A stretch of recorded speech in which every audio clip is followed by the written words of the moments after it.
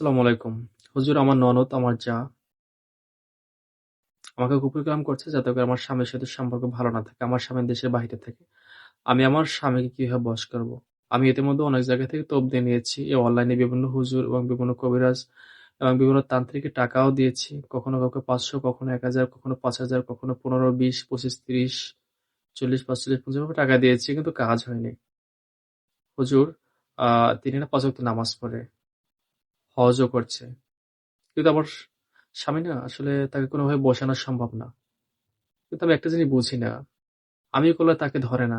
কিন্তু তার ননদ যা, তার মা তার ছেলেকে বশ করে রাখছে। আমার থেকে আম আম একদম মানে বিচ্ছিন্ন করে রাখছে। মানে কুফরি কালাম দিয়ে আমি যে তার ওয়াইফ আমার থেকে বিচ্ছিন্ন করে। এখন সে আমাকে টাকা দেয় না।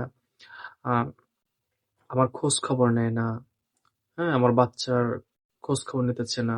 আমার উম টাকা দিতেছে না। আমাকে ভালো জানে না, ভালোবাসে না। আমি ফোন করলে সে ফোন ধরে না। আম তাকে ফোন দিয়ে কথা বললে সে গালিগালাজ করে, অকথ্য ভাষায় আমার বাপ-মা তুলে গালিগালাজ করে, আমাকে ডিভোর্স দিবে, আমাকে তালাক দিবে, আমাকে হুমকি দেয়, হ্যাঁ? আমাকে ডিভোর্স লেটার পাঠিয়েও দিয়েছে। এখন আমি এমত অবস্থায় কি করতে পারি?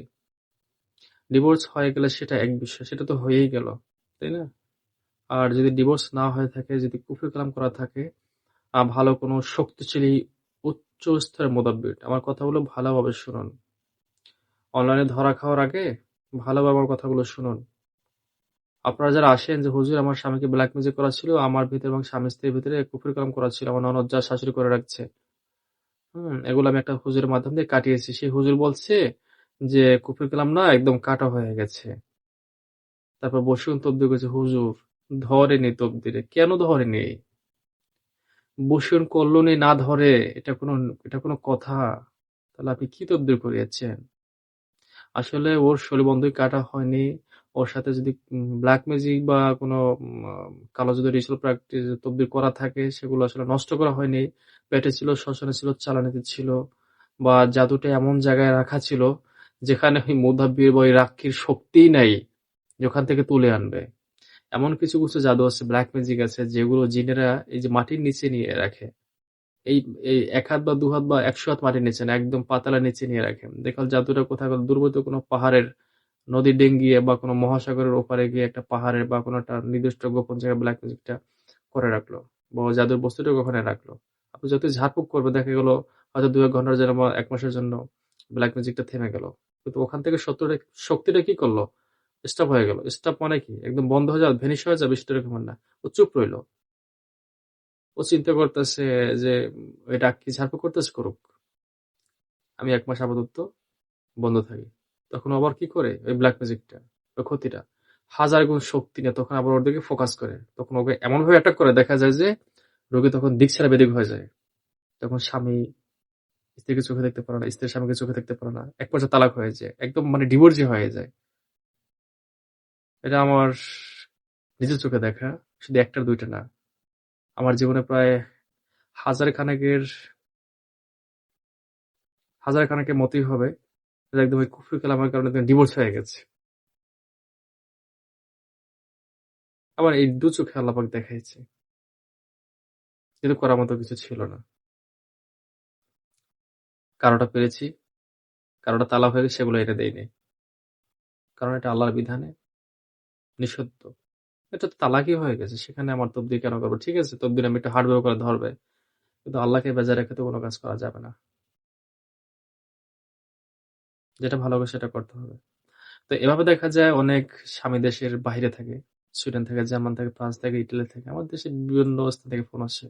সৌদির দাম্মাম, রিয়াদ, তারপরে জেদ্দা থেকে ফোন আসে প্রতিনিয়ত। মালয়েশিয়া, দুবাই, সিঙ্গাপুর, তারপরে তাজিকিস্তান, উজবেকিস্তান দেশের বিভিন্ন স্থান থেকে ফোন আসে।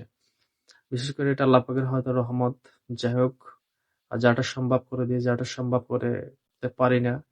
কারণ সকল ক্ষমতার মালিক আল্লাহ। আমি যাহা কিছু করি আল্লাহ পাকের কাছে সাহায্য এবং ভিক্ষা নিয়ে তার শক্তি এবং তার রহমতের মধ্যে দিয়ে করার চেষ্টা করি। আল্লাহ পাক ইনশাআল্লাহ সফলতা দানও করেন। আর যাটা করেন না তাটা হয়তো তার তকদিরে ছিল, যেটা আর কোনদিন ঠিক হবে না। অনেকে দেখা যায় তকদির বিস্তৃত জায়গায় করছে, ঘুরতেছে বিভিন্ন প্রকৃতির দ্বারে।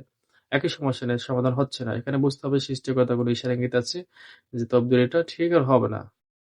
কথা কি বুঝাতে পারছি? তো দূরের মানুষকে বশ করা এটা যেমন তেমন কোনো কাজ না। আর বাঙালির সবথেকে বড় সমস্যাটা হলো যে অল্প টাকায় মানে বশীকরণ। আর এই কাজটাই এই জিনিসটাকে কিন্তু এই যে বিভিন্ন কবিরাজ আছে, তান্ত্রিক আছে, মিষ্টি, মিষ্টি কথা বলে ৩ দিনে বশীকরণ, ৭ দিনে বশীকরণ, টাকা-পয়সা বিকাশই নেই, ফোনটা বন্ধ করে রাখে, সিমে আর ফোন ঢোকে না। তারপর বলে কি মাথার কাজ করে দিতে, তারপর দেয় ব্লক কিছুদিন পর। তারপর এই মানে এই ধাক্কা খাওয়া রোগী, বরিশালের ভাষায় বলে, আমাদের বরিশাল অঞ্চলের ভাষায় এটাকে মানে ঠাপ খাওয়া রোগী বলে। আমি একটু ভালোভাবে বলি, মানে এই ধাক্কা খাওয়া রোগীগুলো যখন আমাদের কাছে, তখন আমরা আবার একটু দূরে এদেরকে ঠেলে দিই। কথা বুঝছেন? এদেরকে আমরা এদের কথাও শুনি না, এদেরকে সরাসরি ব্লক করে দিই।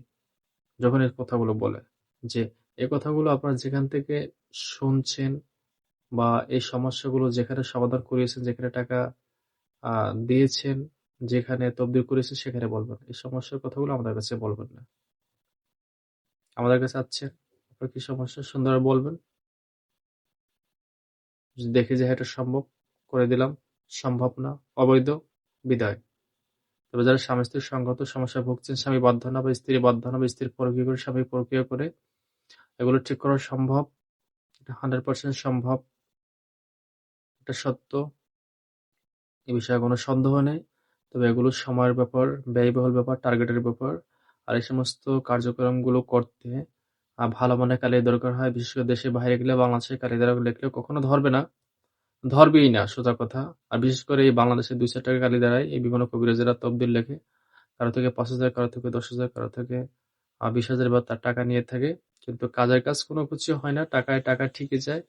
বিশেষ করে রোগীরও সময় নষ্ট, এবং যিনি করেন তার তো লাভ আর লাভ।